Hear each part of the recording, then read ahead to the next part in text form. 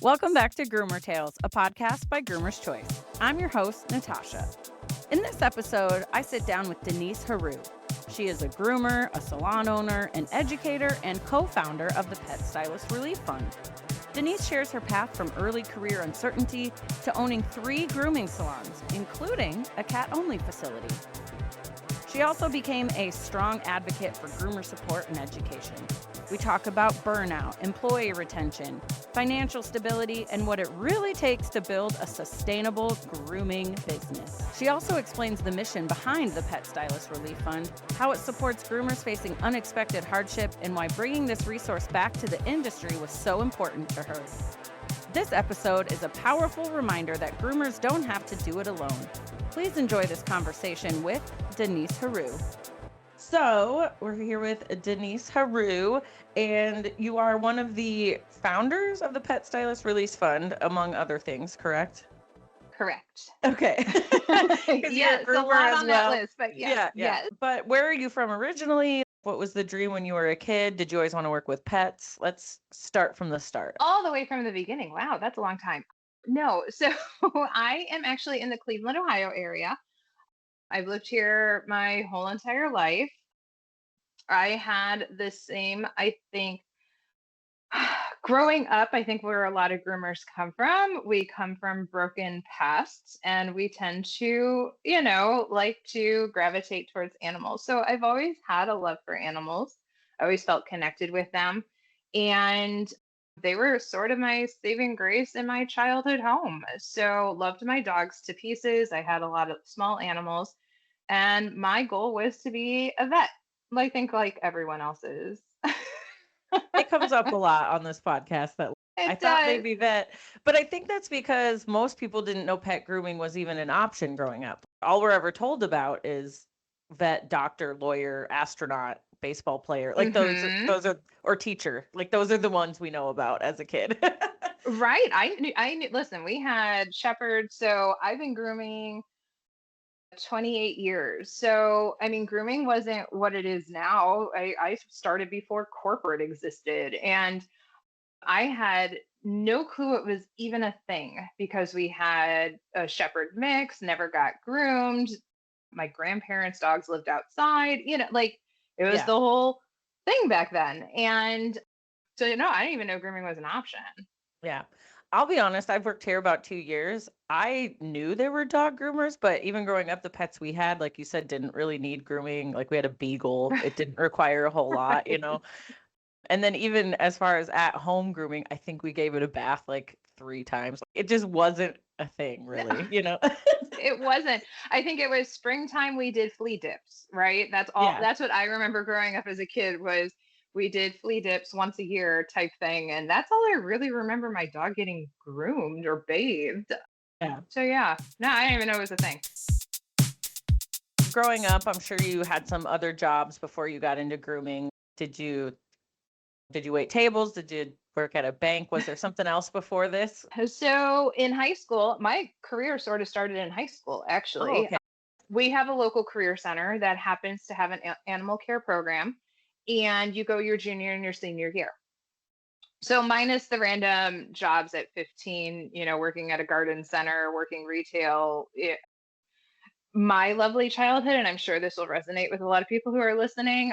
I was actually a dishwasher at the bar my parents drank at when I was 15. So it was like it was like a whole wonderful. I'm a 15-year-old now. I'm like, wow, that was not normal. So anyways, it was normal, but it was not normal. I kind of grew up in bars too because my dad was on like a pool league and a dart league. Yeah. And, so we'd go. Bowling. Yeah. Yeah. Mm-hmm. Bowling. Mm-hmm. Yep. Okay.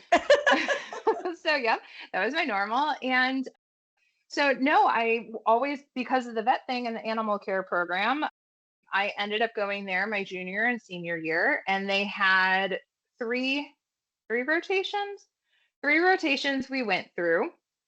And those rotations were a pet shop. So learning how to do small animal care, husbandry, all those things. We had a whole little pet shop. And then we also had a horse barn there. So learning how to take care of the horses and ride. And we had mini donkeys and rabbits out there.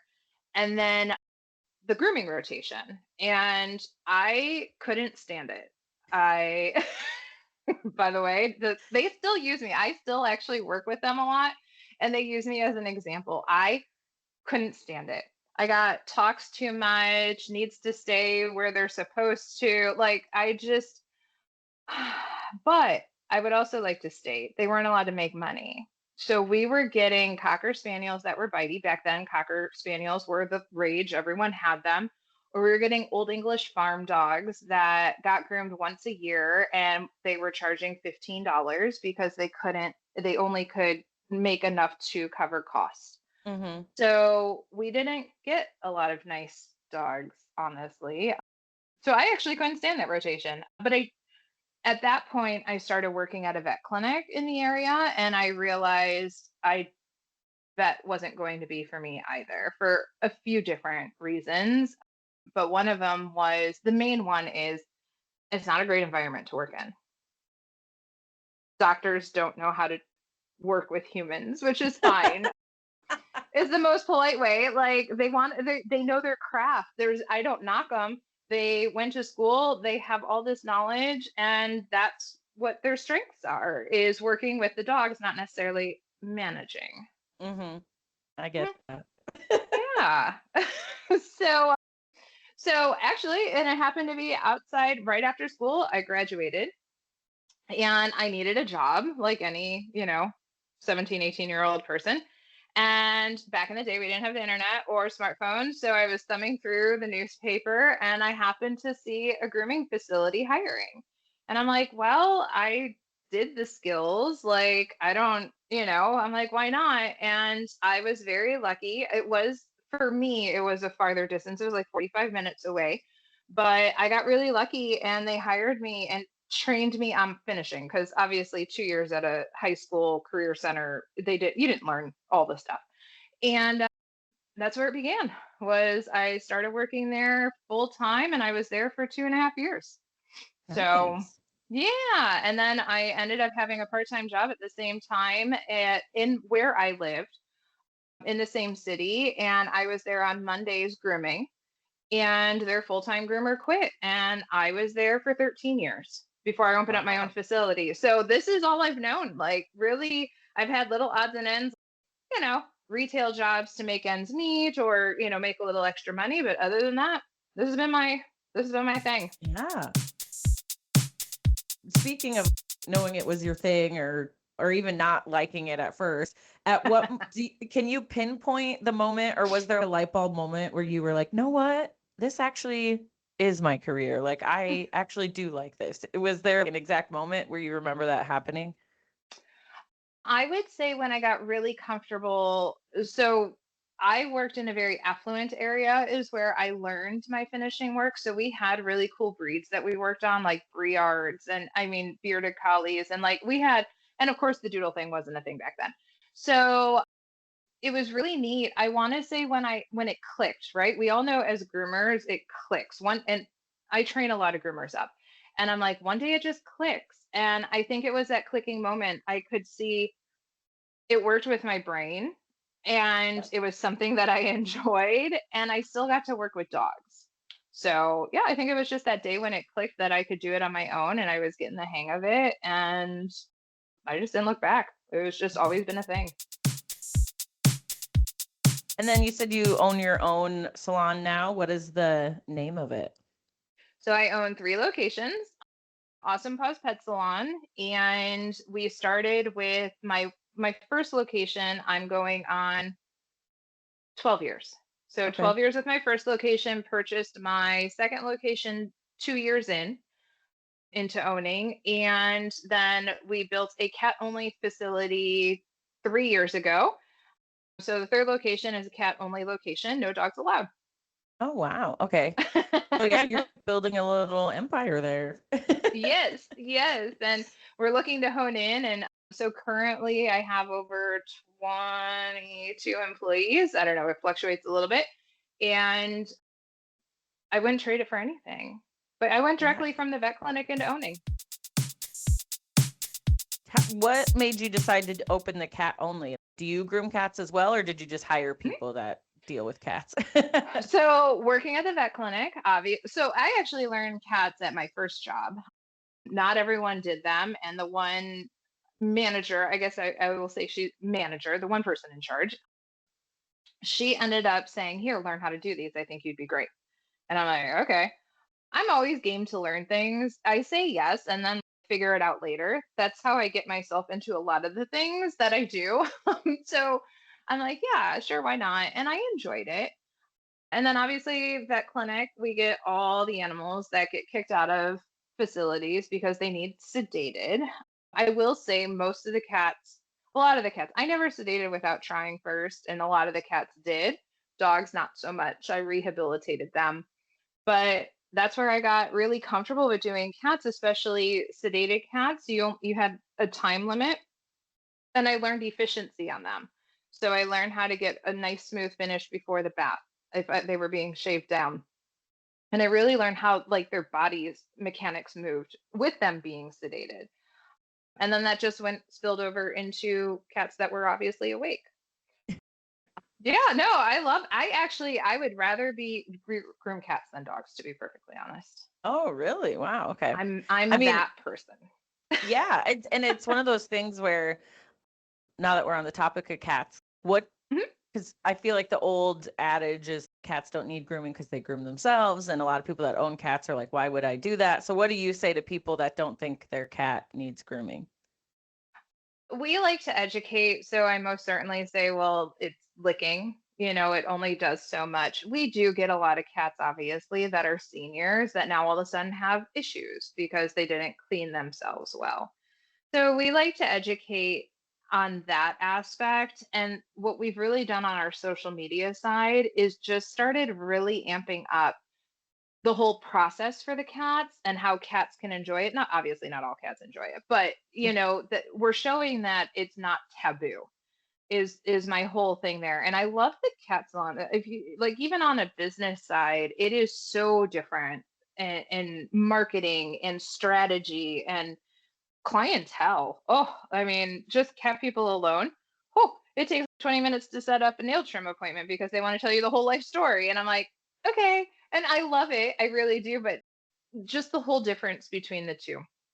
But Yeah, yeah, we yeah. just we like to show why we do before and afters. We like to do, even when people call up and we talk about getting them on a consistent basis. And as much as we would love to see them about every 6 to 8 weeks, even if we're telling them as the seasons change, to get them on a routine.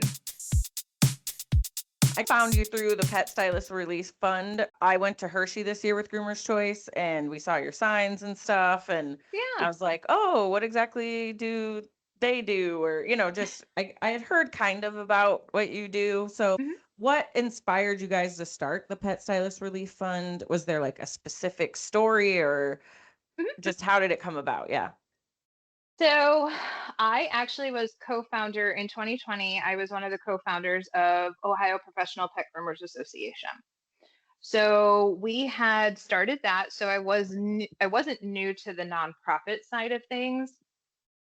Every time we would have some sort of fundraising event. I always remembered, I don't know, you said you've been in around 2 years. So about 8 years ago, there was Groomers Emergency Assistance Fund, GEEF is what they went by. And they had it, I don't know how many years they had it, but they disbanded 8 years ago. And I remember that they had existed, wanted to do fundraisers, but didn't know if they still did. And I found out they didn't. And that was probably about 2 years ago. And I had to take a step back from the Ohio organization. It just got to be too much, life was getting a little crazy. And I heard, I just always had this nagging, like, this needs to come back. I have been very fortunate in my journey. So I started speaking in the industry in 2021, and I had hired Mary Aquendo to be pretty much my coach, and she helped me do create a program and got me into the speaking world. And I loved every minute of it. And she has helped me out through so much. Well, here to find out, I ended up after I had resigned from Ohio, I messaged her and I said, hey, I think I really want to do this. And she was actually on the board from the original one. And she Okay. said, okay, so, and her and I have this habit of pulling each other into projects. She's like, I don't have a lot of time, but I'll do it for you. And I had all of the knowledge. And I wasn't even, I had reached out to her as a future thing. It wasn't even something that was right then and there. I also am very smart and know that I am not giving up the opportunity to have someone who was in the trenches before offer up all of their knowledge. Right. Right. I'm Smart. like, That is no, no. smart. Yeah, I'm like, no, we'll fast forward this project. And we ended up, she helped me get it all set up, what to go ahead and do. And she also ran a lot of the vetting, which was my concern, was how do we vet? How do you, how does all this process work? So she offered it up, and I started handpicking my board members. And some of the original people, it got to be too much. It was a lot to take on because this is all volunteer, obviously. And my board members are amazing and they put in the time, and I couldn't do it without them. But that's really how it started. I knew the original one existed. I wanted to donate and fundraise for it, and it just wasn't there anymore. And just nagging, just kept saying, this needs to exist again. What kinds of situations qualify groomers for assistance then? Like, how do they, if let's say they're having a hard time, what do they do? Or Mhm. how hard does that time have to be to qualify, I guess? So the easiest way and how we started and where Geep had left off was FEMA definition. So any situation where it's not expected, so typically natural disasters. That's the easiest way to think of it in that aspect. And then things beyond groomers control. So maybe we've helped people who have had a car go through their salon and the insurance was taking too long, stuff like that. We're not here for preventative. We're not, if you're a mobile and you had a tire, a flat tire and you don't have funds to go ahead and fix it, we're not here for that. So we're here for the people who are insured, and we're all about educating that too, insured and good business practices and stuff like that. Easiest definition is natural disasters, but we're looking to expand. So we have some resources to help with medical that we can go ahead and outreach to. And I know you saw us in Hershey and learned about us. And I don't know if you know much about it. We hadn't even been together for a year Oh, okay. before we got, yeah. So we got our 501c3 status in October of 2024. So we weren't even a year in, and we got it right before Hurricane Helene hit. Oh, wow. Okay. So we went into straight fundraising mode where people didn't even really know that we existed. And we helped a lot of people in North Carolina and then some people in Florida because Milton hit right after that. And then from that point on, it was straight fundraising. So we had some really, really, really amazing sponsors that have helped out. So we're really new. I have really big goals, and we have a board meeting coming up. I know, shocking. I go by the ambitious groomer for a reason. So I was telling some of my board members what my goals are, and they're like, Denise. And I'm like, no, no, no, we're going to get there. Don't worry. So really, we had to conserve funds, not really knowing what was coming up. We've had a lot of people. So like Barkley really helped out, Hanvey, California. There's so many, I don't want to miss them, but like really people who stepped up and donated a lot of money to get us off the ground. But yeah, that's why a lot of people, we've been pounding the pavement. Barkley donates booths to any of the shows that are not sold out. So that would be how all of that worked, which is why we didn't have a booth. But obviously, Groomer's Choice was amazing and had their room and took our banner, and Yeah, we we have your so sign. appreciate. Yeah, I loved it, and we so appreciated that. But yeah, we really one contribution to the industry less than a year in. So lots of things, lots of things going on. I guess you said mostly natural disaster, but what about like a fire or something? Like, Yeah. and like you said, if insurance is taking too long, that would qualify. Hmm. Yep. Right. So we've had I tell everyone apply. No matter what, go to our website and apply. Because the worst that we try to help out as many people as we can by all means. So if it falls in, something that's beyond your control, by all means, fill it out. And we have a lot of resources. So a lot of Groomer Supply House, they are like they have full toolkits that are refurbished that almost all of their sharpeners have that we call on them and they'll go ahead and fill, send those out. We are working with other vendors that are offering for people who are approved. So it never hurts to try. I would rather somebody try. And now that we have the resource for someone who can look into medical, we can pass those applications down to see if they're able to assist as we still start to build and grow everything. Yeah, because I'm sure a lot of groomers, let's say, I don't know, they break their arm or something. That means they can't Hmm. work. And so they're not making money. It's not, Correct. yeah, that sort of thing. Or even, I don't know. I mean, worse, I'd hate to say like cancer or something, but those things hit families all Hmm. the time and it's tough. Yeah.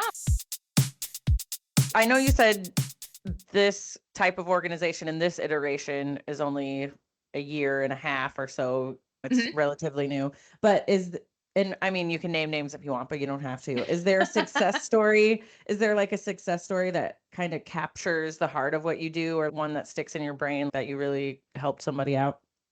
So actually, we were able to help her out, but one of my board members, Rachel, when she found out we were going to exist, she had heard about it, I think at New England show.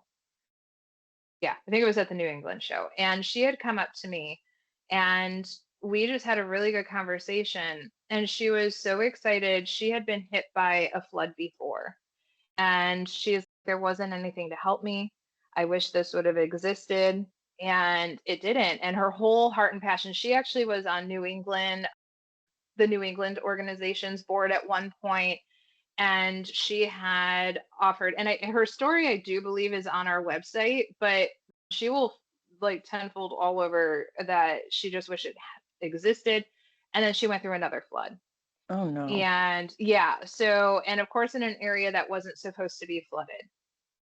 And all of a sudden it was like a fluke flood the first year, and then the second year it flooded again. So she's had hardships a lot, and it's people like that, right, that just fall on hard times. It's really gratifying by all means to have people who you help and they're like, I will support you guys when I get back on my feet. North Carolina, there was a whole group because with Helene, that whole area, insurance didn't help because they didn't have flood insurance because they Mm, were in the mountains and they're not supposed to have floods. right. So yeah, that one really cool story that I love from that is there was a person who was getting back on their feet and they groomed out of a shed. And this is what's really cool. We have a lot of leadway. So we don't always have to do products. We don't always have to do just money. We don't always, there's really cool. So there's a person who it was about to become winter and they needed insulation. And we were able to donate, I think it was $500 in a gift card to Home Depot so that they could go and do this, or cash. I can't remember exactly which it was, but we were able to help in that aspect too, because that's really what they needed. Yeah, yeah. Yeah. It Hmm. can be little, big, like it's all makes a difference in the end. Ooh, this is a good one. If you could give one piece of advice to groomers struggling to stay afloat financially or even emotionally, we hear a lot about burnout and stuff. Hmm. What would it be? And you say you try to educate too on just good practices. So what's one good piece of advice? Well, and I speak on the business side, so that helps too. As far as good advice, I'm going to say budget and finances is really getting a strong, solid foundation if it's a monetary thing.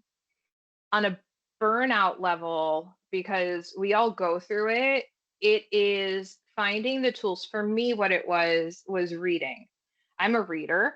And when I went through a really big depression type era about 3 or 4 years ago, and it was pretty deep. And I crawled myself out of that by reading and really focusing on the things that I was struggling with internally. I guess my big advice is you have more control than what you think you do. I do like that. I think that's going to be my generalized. You have, when you feel like you're not in control or the world is eating you, you have way more control than what you think you That's good. Put it on a shirt. Put it on but a shirt. I think that's why I think you and that's what made me, that like really helped me. I learned how much control I had. I had a lot more control over my finances than what I felt. I had a lot more control over my business than what I felt, and I had a lot more control over my life work balance than what I thought. And when you start working on yourself and you figure out how much control you actually have, it's a really cool feeling, and it gets you through a lot more things than always trying to find that next step of that next little temporary step out Mm-hmm. when you can do the work on yourself. So I'm going to say yes, you have way more control than what you think you do. You're a business owner, you have 3 locations. Maybe you have some insight on this. How can grooming businesses better support their teams to prevent burnout or injury or, just keep good vibes? Because Oh, I think, that's employee management's my jam too. I love it. yeah, I let's love do it. leadership. Yeah, no, that's one of my favorite things. Oh goodness, there's so many different things. So I originally set it up to how I would want it. So I can still groom 28 years in. And yes, I've had back issues. Yes, I have all these, I've had all these setbacks, but I'm able to keep the longevity of my career because I always had support staff. So I built my business with support staff. Not everyone fits into that business model. Some people just want to belt out dogs, do it on their own, and not be a team. So I built things around the way that I wanted and then found people to fit into that. And then I got really creative with what we could offer. So we're able to offer paid continuing education. I've done yoga classes for them before. We've done even just little parties like a pumpkin carving party to keep morale up. My full-time job is keeping the morale up. Is really what all that is. Mm-hmm. So I love finding different avenues and listening to what they want, learning how they process and learning how they take things in and the things that really matter to them. I'm a book person. So you've heard of the 5 love languages. Yep. They have one for work. And when you realize that not everyone thinks the same way as you can actually tailor it to get that longevity out of there. So my full-time job is to make sure they don't want to leave. Right, That's it. exactly. Like I want to give them everything that they didn't have at corporate, or within my limits. I don't Right. change things. I keep my boundaries. I don't, like, if someone comes in and they say, and I pay hourly plus production bonus, and if they were to come in and say I'll only take commission, then nope. There's still boundaries within my business, but learning different leadership skills, Yeah. and I love it. Hmm. Yeah, that makes sense because and in turn, if people want to stay there working for you, that makes your life easier because then you have, you're not Right. running around without staff and stuff. Correct. You brought up how you pay hourly plus production bonus Mhm. versus commission because I see that I'm in Pro Groomer Network. I'm stalking all you guys, but I love that it. is a that that is a thing that gets brought up all the time. Mhm. Am I getting paid too little, too much? How should I do this? So how did you decide on this? Like, why is it best for you? So I worked as straight commission when I worked at the vet clinic, and I hated having the ups and downs. And that was my biggest thing. So I always knew I didn't want straight commission. I didn't know how that was going to look. So when I had my first employee, I happened to have somebody who was, and listen, I don't have a business background. I did all the bad things, all the wrong things. I hired in too much. Listen, I didn't have a handbook the first 2 years and I had employees. Like, if everyone thinks I have my stuff together, I'm telling you, I did not. Learn from my mistakes, go make your own. And so my first employee happened to be someone who needed work. They couldn't do a lot of volume. and I started playing around with numbers and I figured out what could work as an hourly basis. And that tended to be who I attracted in employees were people who needed to go ahead and they needed tweaked. They had the bare basics, but they needed tweaked into the rest of their career. And the nice part about that was they went slower, so I could get away with straight hourly that made numbers work. But then all of a sudden I trained them up and they were starting to get faster and faster. And I'm like, okay, well, on a business side, I didn't want to put more into the hourly because I was still growing. So what if they had a day full of no-shows in January and I have to now offset and pay for this higher hourly? Mm-hmm. Um, so for the business, it made sense to then figure out how to do a commission structure. So the hourly may be lower, at the time, it may have been lower, but they were able to sort of have control over their paychecks because now they could go ahead and hit a production bonus. So that's actually how I love the teamwork. I know that I can keep my payroll in check. I know that even if they're doing bare minimums, I am still able to, the business is still able to turn what it needs to in order to sustain itself and sustain me. So it's really nice. And they have control over that. So this model then went into bathers. I train a lot of groomers, or I train a lot of bathers into groomers. And that's how this started. So then they have their hourly rate. As I'm training them, they stay at their hourly rate until they hit a certain point, and we call them level 2 groomers. Once they hit level 2, then they are eligible for a production bonus. So it works out really nice. But yeah, I just always knew I didn't want to do straight commission. It sucked having really good paychecks and then having nothing. And I wanted to give, and I knew a lot of like corporate over the years were hourly or commission. And I liked the model of having a groomer know that they're making at least a certain amount. Yeah. That's one reason I've never really had a fully commission-based job, because I'm like, I don't like that uncertainty. I need so much money all the time. Yeah, no. And I mean, let's face it, we're not taught. One of the things that we do for our employees as well is we'll do financial advising. Like Oh, we'll give them, wow, yeah, we love to try, we want to set them up for budgeting if they want, or we do offer 401k with a 4% match. So we talk to especially my young ones about doing it now and what that benefits them later. So we really like to educate on that aspect. So it's not just that, but we're not taught how to budget. We're not taught in school how to do these things and how to like function maybe as a an little adult. bit, but Like tiny. it's in between like the square dancing and the Yes. Yeah, exactly. So yeah, I mean, it because of was all course you need trial to and know how error. to square dance in life, but Right. I always remember that class too. That was it was not a fun fun, time. but It yeah. was. So yeah, it's really important. I mean, I got really good at budgeting, but I also know that there wasn't a lot of people who were. So, and I know that it's not a normal thing currently. So Yeah. yeah, that's why I I think wanted that whole model. Groomer Tales is brought to you by Bark to Basics, one of Groomer's Choice's trusted house brands. From skunk solution to oatmeal, Greek yogurt, and Scentsy Skin, ear cleaner, and salon scents, Bark to Basics has it all. And here's the best part. As a Groomer's Choice house brand, you can mix and match any 4 gallons and get one free. Always, every day. Check out Bark to Basics at groomerschoice.com, proudly made in the USA and made for groomers like you. Now, back to Groomer Tales. It sounds like you're a pretty busy gal. So how do you balance running a grooming business, operating a nonprofit, your social media? Like, how do you tell us your secret? How are you doing it all? I don't do it by myself.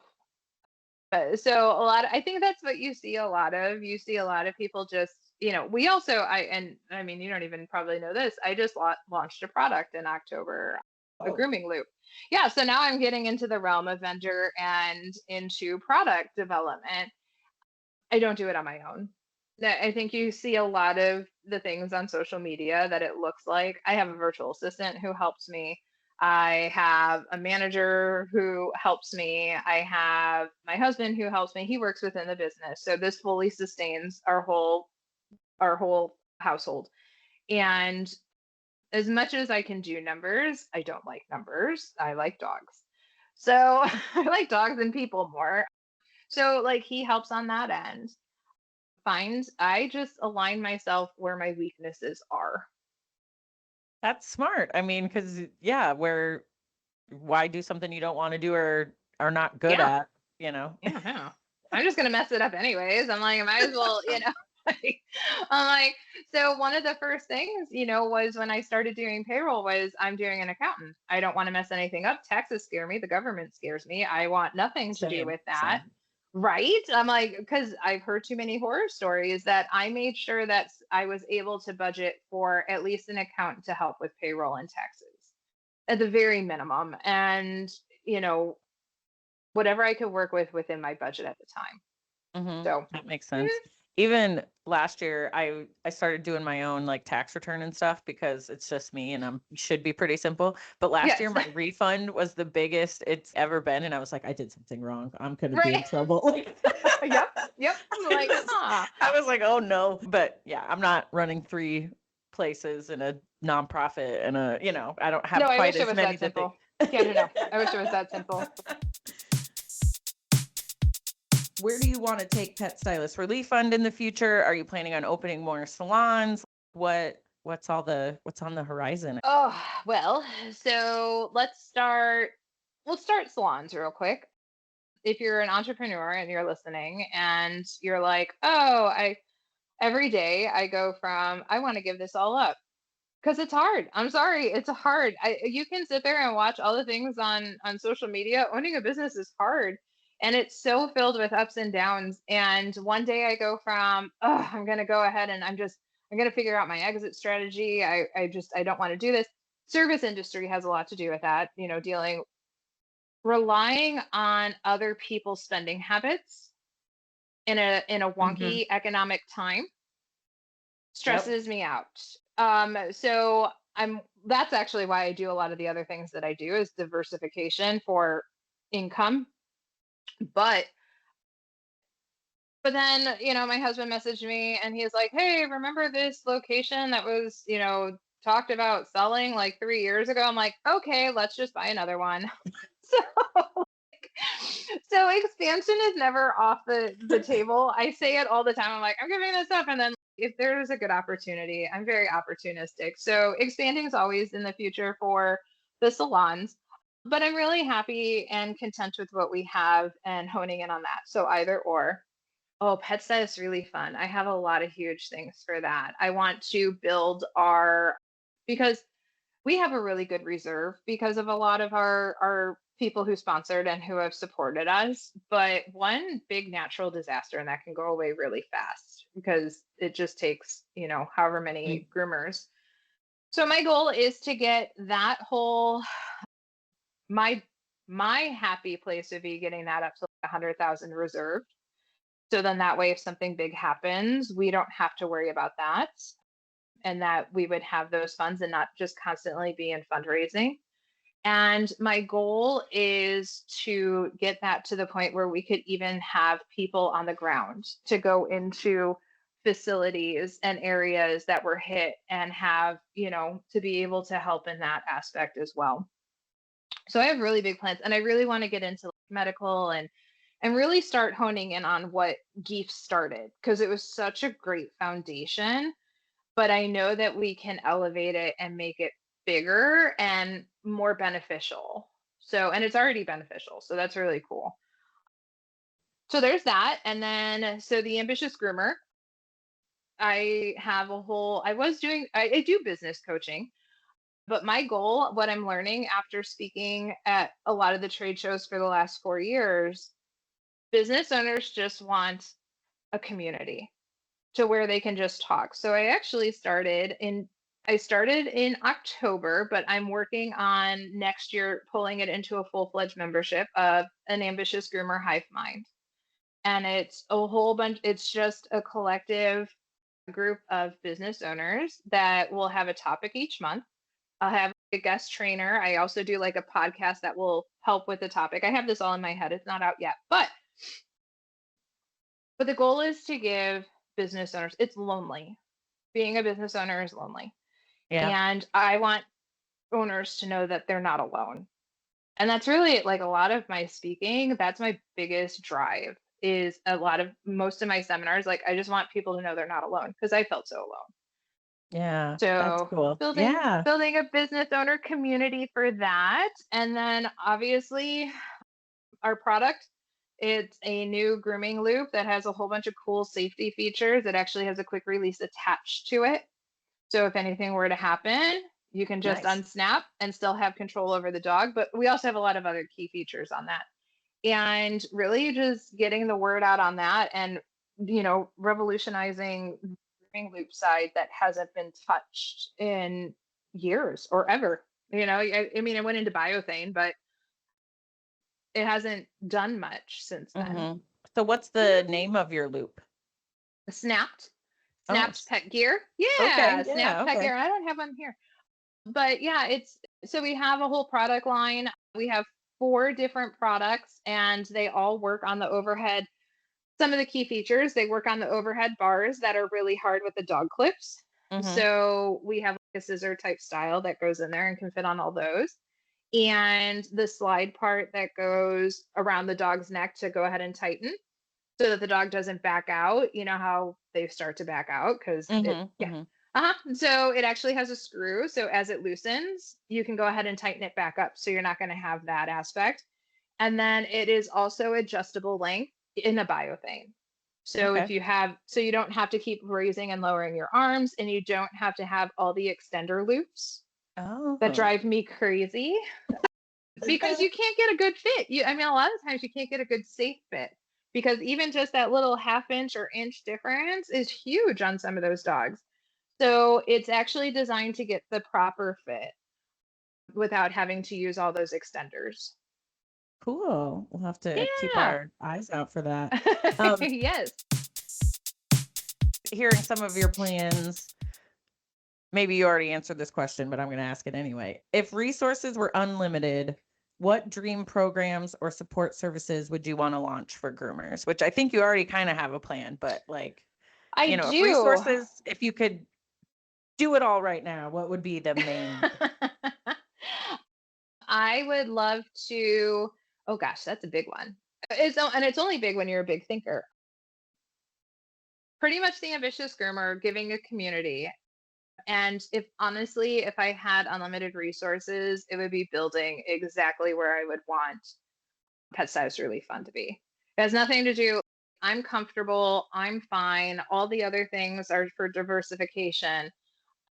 I would, in a heartbeat, get my goals up and running for Pet Stylist Relief Fund. And Yeah. that would be like that huge, that nice little, cushion and really developing all of that and get the word out there because a lot of groomers, it was this past year going to the shows, it was really funny to really watch who knew. People who lived in areas of natural disasters knew who we were. People who lived in safer areas didn't even know who we were. They had never even Mhm. heard of us. So that's, just bridging that gap of who's heard of us and just getting it out there because you never know. It's not just natural disasters. Right, right. So, yep, nope. I think if all funds were unlimited, I would, out of all my projects, go for Pet Stylist Relief Fund. Because you're just a giver. That's why. I am. I am. Well, and I don't know, unlimited resources. That's the biggest one. And like I said, everything else is cool. Like it can grow organically, but if I had unlimited resources, it would be Yeah. everything to set it up for that. So of all the things you do, what is the most rewarding part? So I think each one is a little different. Obviously, Pet Stylist Really Fun, helping people. Our snapped product launch, that is really cool in the way of designing something that people don't even know that they really need or that they were missing. I watch Shark Tank a lot. I love Shark Tank. And so just watching people's minds, and I do have partners on that. My trainer friend is the one who designed the quick release because she would get dogs that were unruly or got kicked out of grooming salons, and she would be working with them, but there was nothing safe in a bathtub. That's Mm. actually where it came from. So she designed that. I designed all of the elements, the grooming elements to it. My salons, I just love watching my staff grow. Like it's giving everything to my staff to watch them achieve. Like I've done my time. My businesses are like my new project, and I love watching them grow into their careers. So that's that one. And then probably the most gratifying of the ambitious groomer side of things is education. I love speaking. Like my goal is to make someone cry in my class at least once. So But in a good I way, in a good in a way. good way. Yes, in a good way. I want to inspire business owners. I think we feel so lost. So in Rocky Mountain, Arizona, I had two people cry in my class, and it was wonderful. And it was about leadership and boundaries and just empowering. I love inspiring and empowering and I love touching people to know that they're not alone in their journey and that they do possess the skills to be able to do Gotcha. I love that you're talking about crying in like a good way, because a lot of times it. on this podcast, it's like when I first started, I'd just go home and cry because I wasn't getting it. That's usually the crying I hear about. So like, No, I still do that. I cry. Listen, I cry in my own business. Like I cry. Like I do that. But I want to make other people cry. I mean, I do it to my employees all the time too. And I love it. That's the whole running thing. One of my receptionists, she's like, I never cry. And she was like, you just made me cry. I'm like, that's what I do. Like, I know how to dig in right at your soul. And it was all uplifting. It was, I know you can do this. I know you possess this. I would never give you more than what you can handle. And I see this in you. And that's when so Mhm. yeah. hmm Yeah, Good nice. tears. Good tears. You've been grooming a while. What do you think has been the biggest change in the pet grooming space in your time working in the industry? Oh, the biggest change is the education side of of what people learn. And I know like when I started, everything is always because this is how I was taught. But what I see the biggest, and I think and it's not even it's not a good change. There's so much information, and I'm very big on an advocate that we should have some sort of standardization. I'm not saying that we should be licensed like hairstylists, but we most certainly on a professional level should have some sort of standards in place to help us on a whole, legal side of everything as well. But I think that the lack of that structured education. So we're not getting into how to handle dogs as well. We're not being taught the back end.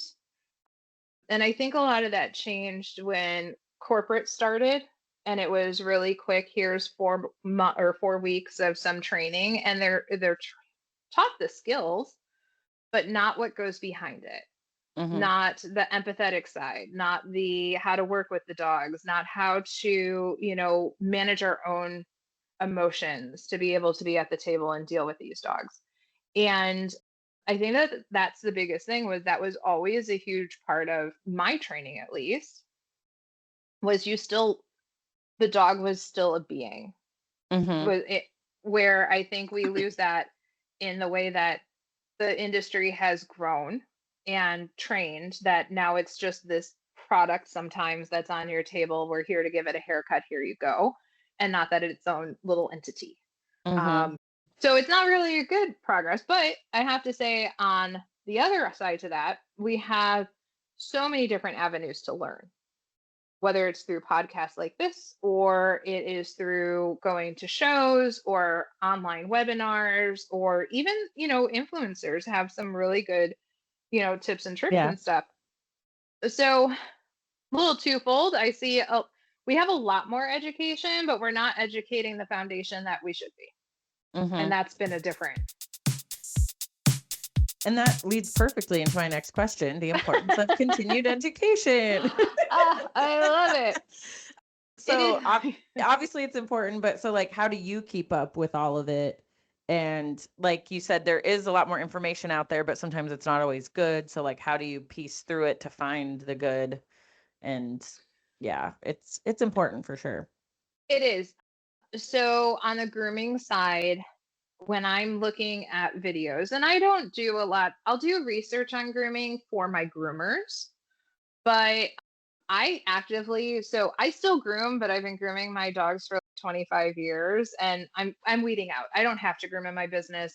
I don't take new clients as they pass. I don't, and they're not, the owners aren't getting new dogs. So I'm weeding out, but I do still keep up on trends.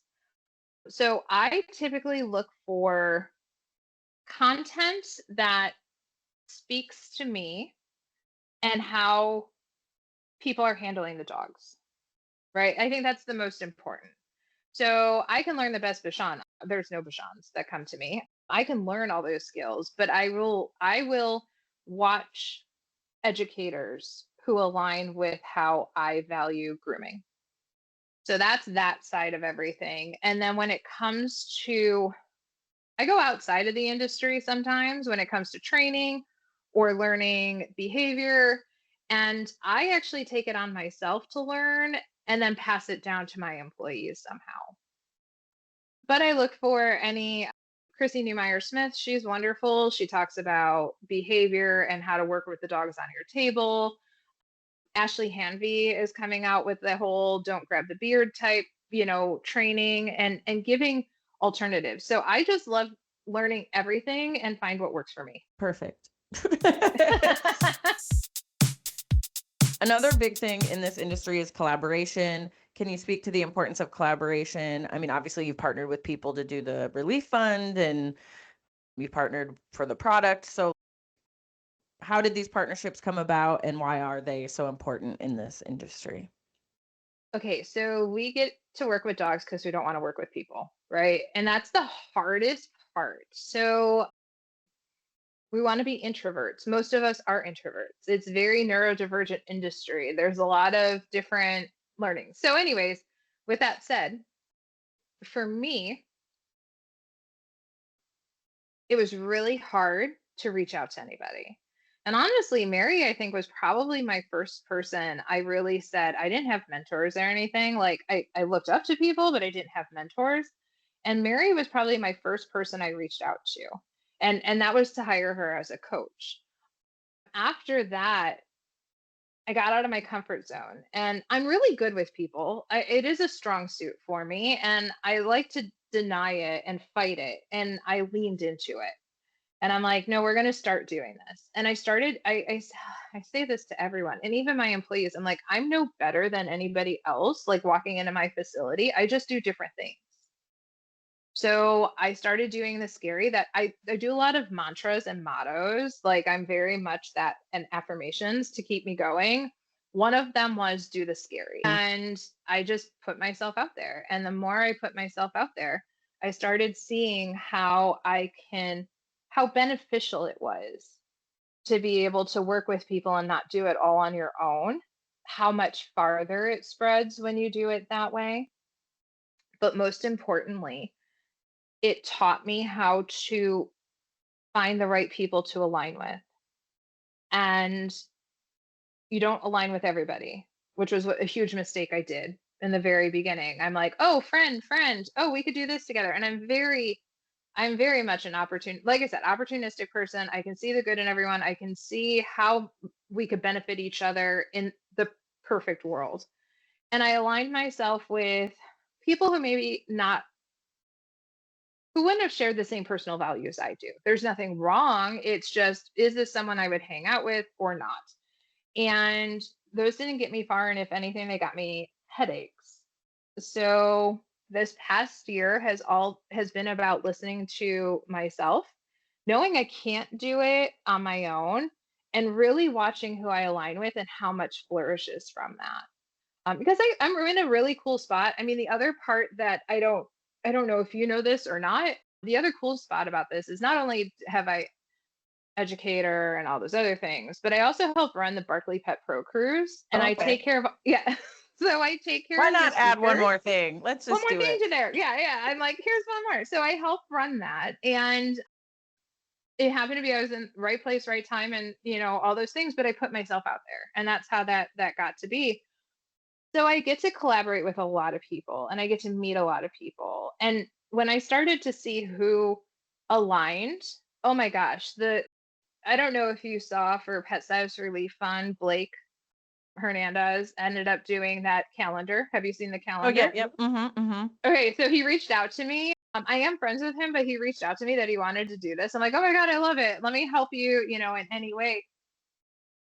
If I stayed introverted and I didn't go out of my comfort zone, I wouldn't have really amazing relationships with these people. And I Mm-hmm. wouldn't have had Blake Hernandez getting all of the cool influencers together to come together for Pet Stylist Relief Fund. I think the So, favorite little video I've seen from behind the scenes of that shoot is the yes, like story time with Jay Scruggs where they're all I they're was all just there. around Jay. Yeah.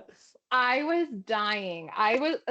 You should have seen in that room. We were laughing like we were crying, laughing so hard.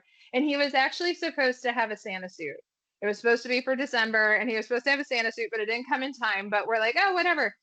And I don't know if there was sound to the video that you saw or if you just happened to see it. I have ones with sound. He's reading the AKC Breed Standard book and Uh-huh. he is, oh yeah, and just talking to them like they're children. It was the funniest thing. And I'm like, oh my gosh. So yeah, but it's really cool. I've learned I can't do it all. So those stick yourself in. I don't do anything. I'm no better than anyone else. And I tell my girls that all the time. They're like, oh my God, but you know these people and you do this. And I'm like, I just put myself in situations that were uncomfortable. That's Right. it. That's it. You can be there too someday. Just Yeah. yeah, I get it. And speaking Yep. of Blake Hernandez, he's fingers crossed, supposed to be the next guest. He had some scheduling stuff. I had it obviously he's hard to like nail down, but Oh, he's a lot. Yes. Yes. Very much so. so I finally got him rescheduled, I think. Hopefully, Nice. cross your fingers, send good vibes that all the technology works. Yes. We talked about so many things there. I don't even know where to. Oh, speaking of that calendar, I suppose we should. I guess I've seen posts about it, but do we just get it at Pet Stylist Relief Fund, or where do you order it?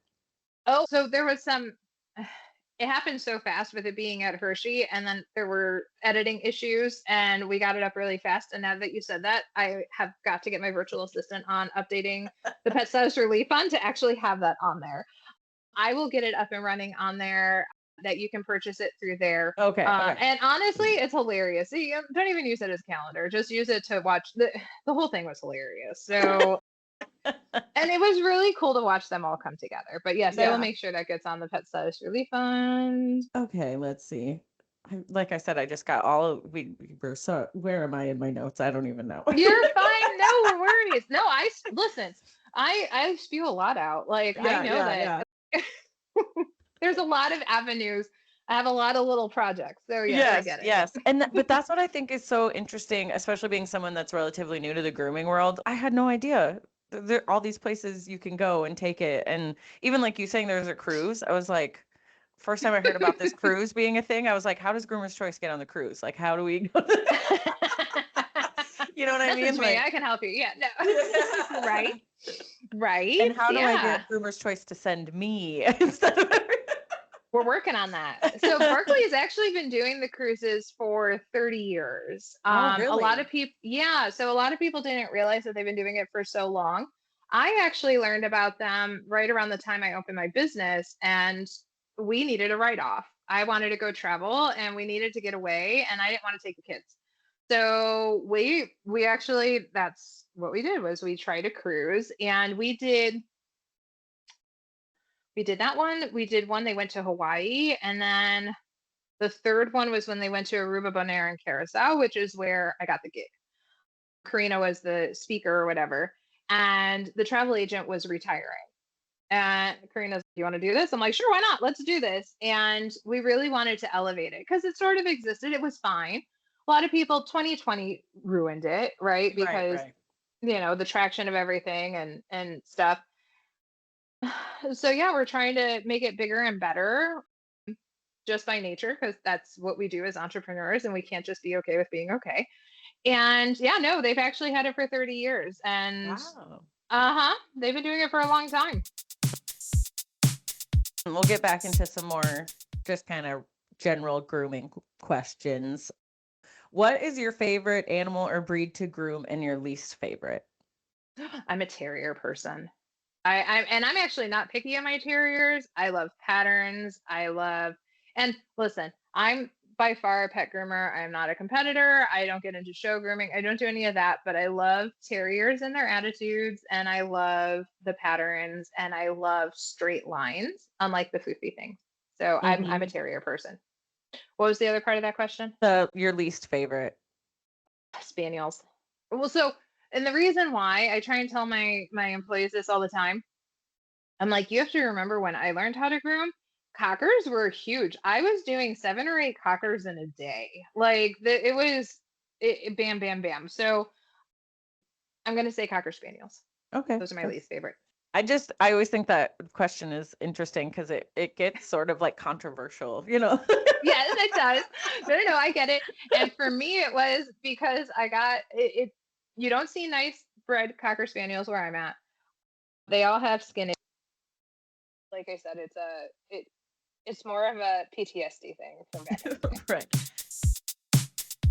Did you ever get into creative grooming? Did you ever do much of that? I have played around with it. I love it. I try to help my girls out on it. I used to think that I could do. Oh, I always wanted to do abstract, like abstract runway. I do not possess the artistic creativity to look at a dog and say, "Oh, you could be a buffalo," Right. or I can't do it. So I have dabbled in pet grooming, like pet type salon creative. I had a standard poodle. I don't know who told me I could have a dog to groom. It was my only dog I've ever owned that had to be groomed. And I got him specifically for the salon. He was a backyard bred 5-year-old rehome, but he was white and I could tie dye him, and we used him for the facilities. But yeah, I dabbled in it. I think it's fun. I like that the girls can be creative. So we're trying to build that clientele back up, which is sometimes a hard sell. But yeah, no, I played around with it. Okay, I like cool. it. In pet grooming, weird is kind of a relative term, but do you remember a time when a pet owner had kind of a weird request or just wanted you to do something to their dog where you were like, but why? But again, I know in pet grooming, well, we do a lot of weird things. So. We do. Back in the day, obviously the whole trend of shaving down golden retrievers, right? Like when it became a thing, we would get people with Great Pyrenees or golden retrievers wanting them in like lion cuts. So that was always a weird thing for me. Or the people who I also had to say the people who don't keep up with their dogs and would rather them look like Swiss cheese than, getting one even look. Those always baffled me as well. Yeah, that's funny. Uh, I remember we had Vanessa, girl with the dogs from YouTube on the podcast, and when I asked her that, she had a good one that I never really thought about. She goes, I just think it's weird when I have pet owners say that they don't want to see the butt. Oh They yeah. don't really want like a good sanitary trim because they're like, I don't want to see it. And it's Right. but then there's just gonna be like poop stuck in it. Like I don't. Hmm. Yep. Do you remember a time when or a story come to mind about maybe like a close call or something that was kind of scary or dangerous? Because we kind of learned from those stories too. Oh, there's a lot of scary things in 28 years. Oh, and working for a vet clinic for 13, you see like Mm, everything, right? Like right. we saw it all. I became very paranoid in my life working at like a vet clinic. Oh goodness. So one thing, and it wasn't even anything that happened to me, but I'm going to just throw this out here because this is what sticks with me all the time when it comes to like social media and running a business and how fast it can turn. There was this story, and I tell this to my girls as like a cover your booty scenario. I'm all about covering your booty. I've learned throughout the years. And it was a story on one of the social media outlets. And it happened to be a mobile groomer ended up doing a dog and gave the dog back to grandma. And they received a call later on that day from the dad stating, "What did you do to my dog?" And the dog had been limping, and there was this whole thing behind it. And the owner went on social media and blasted this groomer all Mm. over the place about abuse and all these things. And here to find out, they ended up looking at there was video footage in the house.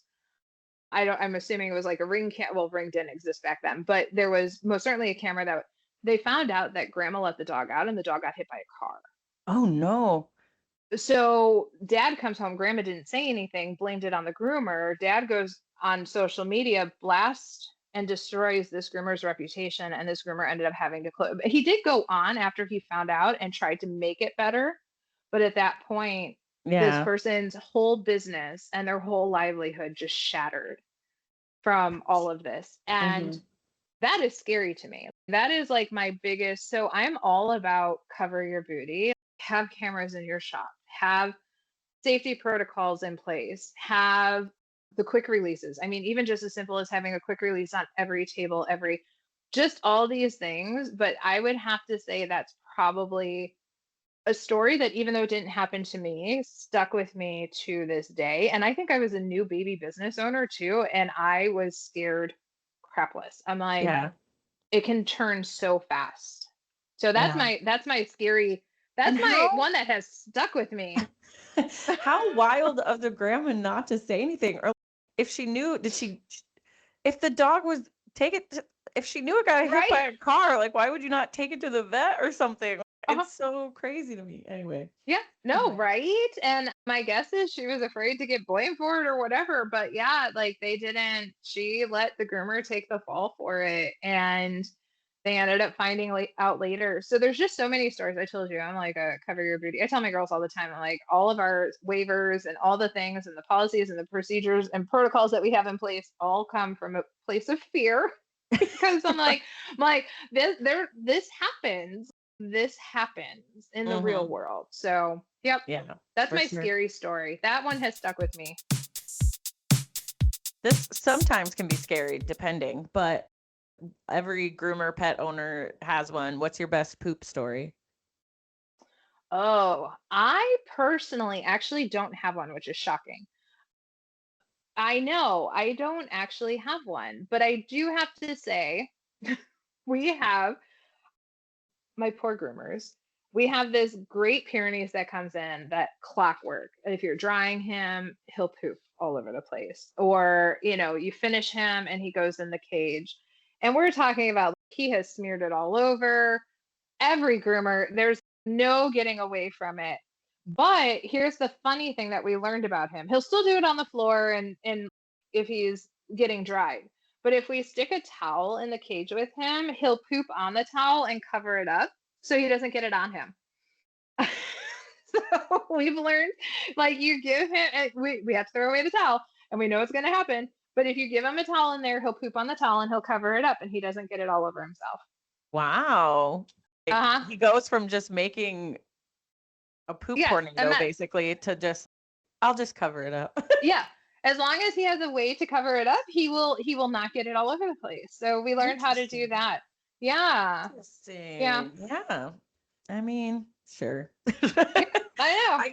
Hmm. My dad's dog, I'm giving him one of those doggy DNA things because he's a rescue and we don't really know what he is. He kind of looks like a min pin dachshund something mix. You know what I mean? I don't know. But anyway, Right. if you go out with him to take him on a walk or to go to the bathroom or whatever, he likes his privacy. Like you have to kind of turn and be like, I'm not watching. You can go. You know what I mean? Like you have to.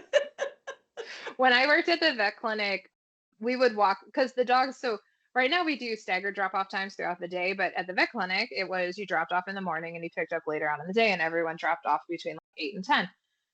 So we would walk the dogs and stuff, and there was this one dog that would poop on a driving block, like a parking block, like on the actual. And I'm like, why are you like, stop the poop directly on this little parking block? And I'm like, okay, that's where they like to go. Yeah, Yep. Hmm. they're creatures of habit, really. They are. They are.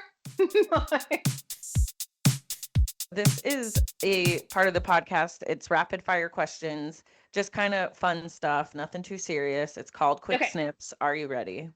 Good thing we did this in the morning, because if we did this later on in the day, so my 8 hour period is like 6 to 2. And if you get me after 2 o'clock, my brain doesn't function. Okay, let's do this. Your favorite animal from a TV show or movie? Oh, Timon. Timon Mhm. from Lion King. Good one. Your go-to coffee order? Oh, I'm very basic. I'm an Americano black. I don't Okay. have anything crazy. Okay, your most used emoji? Oh, the the slants. I call it my everyday face, and it's that not amused face. Yeah, I don't even Right, know what right. it's called. Yeah, it's the one that has slanties. I'm like, yep, that's my Yep. everyday face. The not Mhm. amused face. I get what you're saying. I Yeah, yeah, like yeah. that. Okay, yes. Thank you. Uh, what was the last thing you binge watched? If you even had time with everything you do. Oh, there's always time. Stranger Things, actually, because it just came out. Me too. It was Yep, so yeah. good. Okay. It was really good. Yes. Okay. One product or tool you can't live without. Ooh, my Botanica finishing scissoring spray. Okay. Because this is the Groomer's Choice podcast, do you happen to have a favorite Groomer's Choice product? Oh, I have one of your tubs. Like I love your tubs. I love your equipment. Yeah. Okay. Okay. Good. Hmm. And then we talked a little bit about this already with the unlimited resources and all those sorts of things. But to finish out the quick snips, what do you still wish to accomplish? Oh gosh, a lot. That's a loaded question. Community. I want everyone to know that everyone is. We don't have to. We're not competition. Yeah. Community. That's my biggest. What I hear a lot, or I've heard other groomers say, is community over competition. Like there's enough dogs for everybody, and Yeah. yeah. On the last episode, I had Sandy Georgie from Show Season was the last Oh guest, yeah. Oh yeah. and She helped us out tremendously with the Pet Stylist Relief Fund too. So. yeah, and so when I Hmm. said you were going to be next, her, so I started doing this thing where the last guest asks the next guest a question, and so Oh, okay. she wanted to ask you how how she slash Show Season can get involved and do some more stuff. She's like, I haven't heard from him in a while. What's going on? So yeah, what can she do to Oh. help, I guess? Or what can anybody do to, get more involved? Oh, there's so many things to help us out. Even if it's just spreading the word, we could use a ton of help at shows. If you are interested in helping and working at the booth, this past year it was hard because we were taking speakers who were there. A lot of my board members are speakers. So like we were trying to run the booth and speak and run, fundraisers and stuff like that. So even just spreading the word, reaching out, poking us. Like we're all really busy. My board, if you think I'm busy, so is my board, right? There's like-minded people. We always have projects like poke us, like reach out and just send us an email and, hey, I would love to help. How can we do this? And just anyone to take the initiative helps us out instead of us having to worry about like really reaching out, we want to outreach obviously, but like our lives happen and Hmm. this isn't paid. So this is all volunteer. We all have our own businesses, our own projects and everything else in our own lives. So if anyone really wants to help out, just reach out. We'll find a place, and no help is too small or big or any part of that. Hmm. So Yeah. yeah, And I guess, you should probably give Sandy a call because she's waiting to hear I from know you. I will I will reach out to her. No problem. Yes, no, she was wonderful. She was one of the first people. Show Season went ahead and they donated $200 worth of products to every applicant that was approved. Oh, So wow. I mean, so when I say we can get creative on anything, distributors, we have people who will do, oh, you have $2,000 with us, however you want to divvy it up. So that's sort of Groomer Smart was another one who stepped up right when we started with Hurricane Helene and they're like, oh, here's $2,000 in gift certificates. Divvy it out however. So we could do 250, we could do 500. It was really cool. So there's so many different ways. I mean, even you guys having our banner at Hershey was huge because we had a presence that where we couldn't have a booth. So, I mean, there's nothing that's too small or any to help us. So whether we can get creative. Like I said, our next guest is hopefully Blake Hernandez. Blake. But here's the Gosh. deal. Because I had to reschedule him, I actually have a question for him from Macy Pisa. So okay. Your Cool. question can be for him or for Mackenzie Murphy. She's coming up in a week or so. And then I also on the schedule have a vet, Dr. Azalea Boyd.